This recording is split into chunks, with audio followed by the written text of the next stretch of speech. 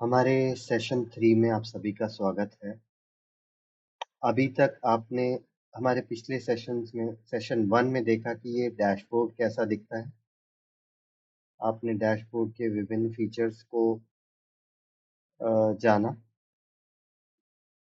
इसके बाद सेशन 2 में हमने आपको परिचित कराया एसेट एलोकेशन के फीचर से कि एसेट एलोकेशन कैसा दिखता है।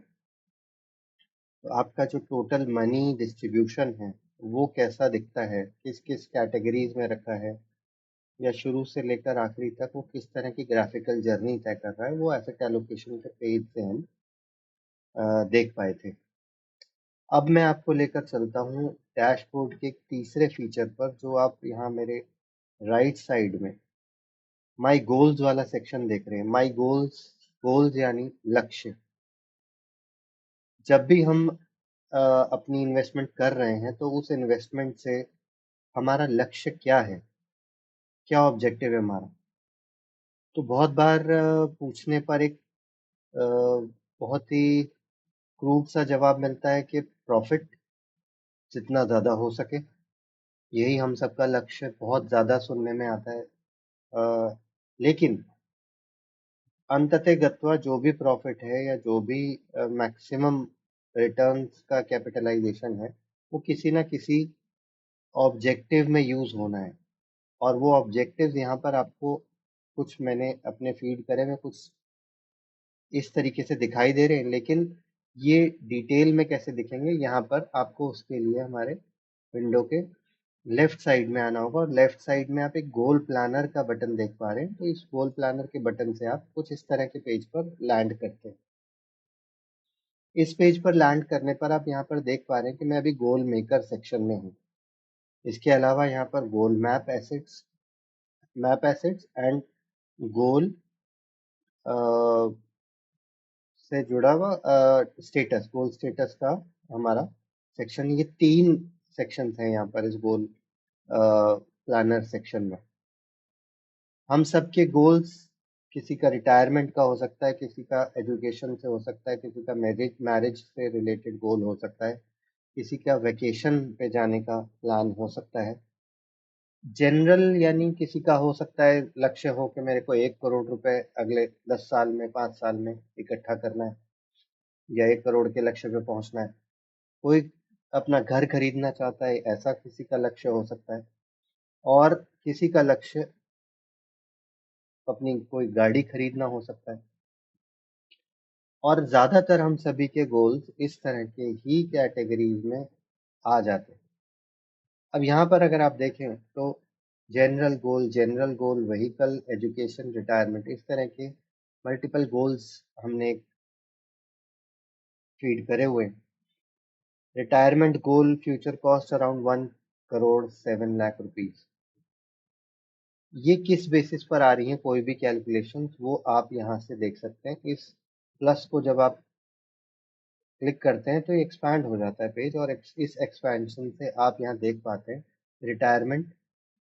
इसके लिए कुछ इनपुट्स करी गई हैं, कुछ डेटा की इनपुट्स करी गई हैं कि स्टार्ट डेट कब है, उस समय पर एज क्या है, रिटायरमेंट एज कब सोच रहे हैं, कितना घर का एनुअल खर्चा चलता है, इन्फ्लेशन कितना डाला जा रहा है, करंटली कुछ सेविंग्स हैं या नहीं है, रिटायरमेंट रिटायरमेंट तक जब पहुंचेंगे, उस समय तक हमारी क्या रिटर्न्स हमारी आ रही होंगी, जब रिटायर हो जाएंगे उसके बाद हमारी एक्सपेक्टेशन क्या है अपनी रिटर्न्स को लेकर, और कब तक हम ये प्लान करना चाहते हैं, अपने जीवन को कब तक देख रहे हैं कि हम 60 वर्ष पे रिटायर होंगे, तो हमें ये रिटायरमेंट के पैसे की ज़रूरत कब तक पड़ेगी।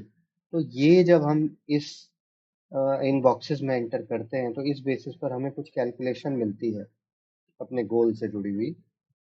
और वो कैलकुलेशन हमें यहाँ गोल स्टेटस सेक्शन में जाकर ज़्यादा डिटेल में मिल पाती है कि रिटायरमेंट अभी 14 साल पड़े हुए हैं इस व्यक्ति के लिए, और अराउंड 1 करोड़ 7 लाख रुपए का कॉर्पस रिक्वायर्ड है रिटायरमेंट के टाइम पर। अभी कंप्लीशन के नाम पर आप देखें तो ये भी परसेंटेज में पता चल पा रहा है कि हार्डली 1% हुआ है।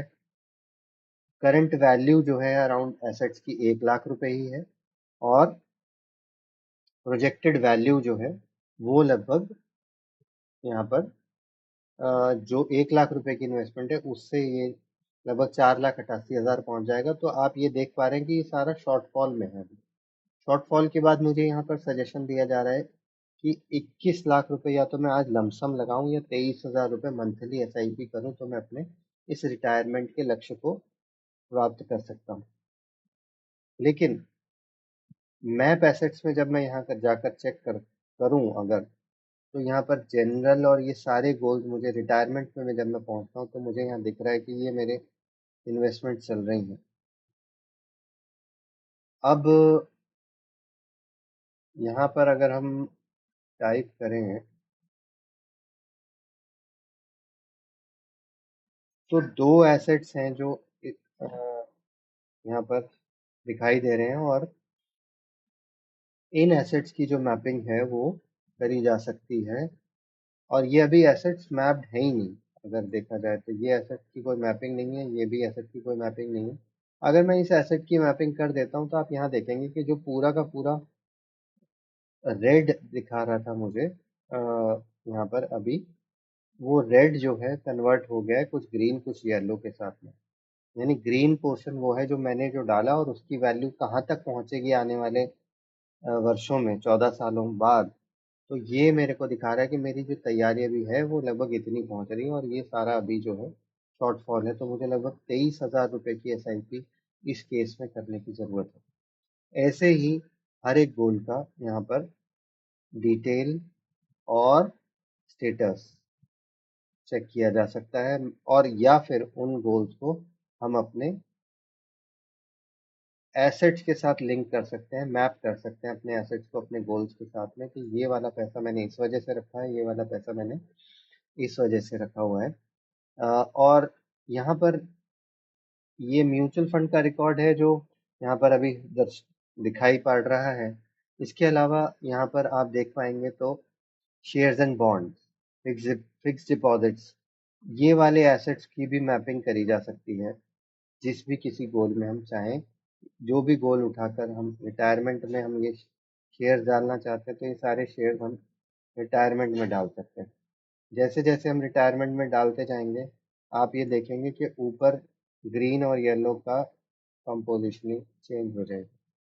तो ये मैंने जब एसेट्स की मैपिंग करी तो ये कुछ इस तरीके से मुझे अब दर्शा रहा है। मेरी एसआईपी का बहुत हल्का सा अमाउंट कुछ कम हो पाया है। तो इस तरह की कुछ एलोकेशन मेरी रिटायरमेंट में करने पर मुझे कुछ इस तरीके से दिख रहा है। लेकिन साथ ही अगर मैं इनको कल को एडिट करना चाहूँ कि भाई नहीं, ये मुझे किसी और गोल में ले जाना है, तो ये भी मैं कर सकता हूँ। ये एडिटेबल है, टोटली फ्लेक्सिबल अप्रोच पर है। इसका यूजेज हमें क्लाइंट से year on year basis review करने में इस्तेमाल होना है, कि हम हर साल में एक बार एटलीस्ट अपने पोर्टफोलियो को अपने गोल्स के साथ में अलाइन करें। ये हमारा टारगेट रहेगा कि हम अपने क्लाइंट्स के साथ में ऑलमोस्ट एक साल में एक बार कम से कम इन गोल्स को लेकर एलोकेशन को प्लान करें। तो आज का वीडियो मैं यहीं तक रखता हूँ, जिसमें ये गोल्स का सेक्शन हमने कवर किया है। अगले वीडियो में हम आपको और अधिक जानकारी के साथ मिलेंगे। बहुत बहुत धन्यवाद।